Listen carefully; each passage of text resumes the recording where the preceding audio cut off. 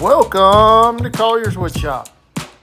What I'm going to show you folks today is how to put sandpaper on a drum sander. Drum sander can be a cantankerous machine in any shop. What we do here is we find out what the manufacturer recommends because we're going to cut it off a roll. It's not going to be pre-cut.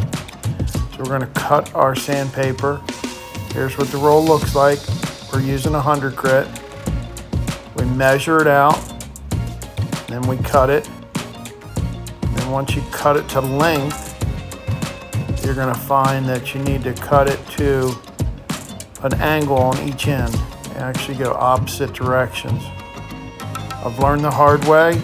You want to make your marks on the sandpaper, not on the bottom side, or it will be backwards and it will be unusable. So we measure it all out and we refer to the manufacturer's specs. Try to keep it as close as we can, because if it's too long, too short, not the right angle, it's just not going to work. And again, from experience, I've messed it up and it's just no saving it. We're cutting our last little piece, got it all laid out, and as you can see, it's got opposite angles. Now we go ahead and we start putting it on. You got to start right to end right. So what we try to do is get about an inch of a tail. There's a little mark on this drum, on this sander, to show me where I should be. But you're not going to go down through here if you don't start right. You can see right here, I didn't like what I saw, so I just pulled it back and started over. You're not going to get to the end and correct. You got to start it right and it will go on right. I leave about a 1/16 of an inch gap. You can't have any overlaps. If it overlaps, it will burn. It will burn the sandpaper, which will end up burning your wood, or makes it a little bit higher in that spot, which does not work. Leave a little 1/16 inch gap, go all the way down through there, keep rolling it tight, and then you put it in your last little clip, and whatever the remainder is, it should work out to be about the same, a little bit more, usually is what I end up with. I end up with a tail about 1.5 inches on this side.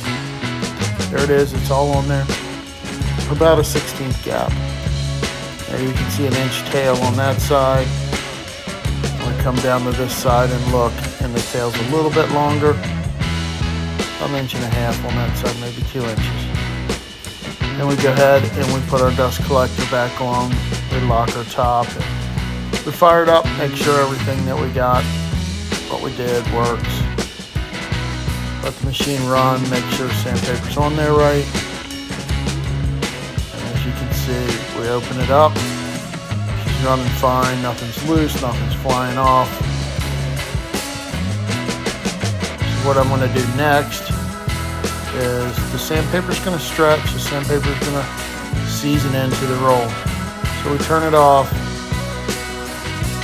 Then what we do is we run a piece of wood through there, and then we readjust on that side, the far side, the head side, the long side. We pull it tight. So that's how you put sandpaper on.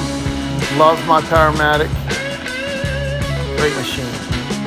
Thank you for watching.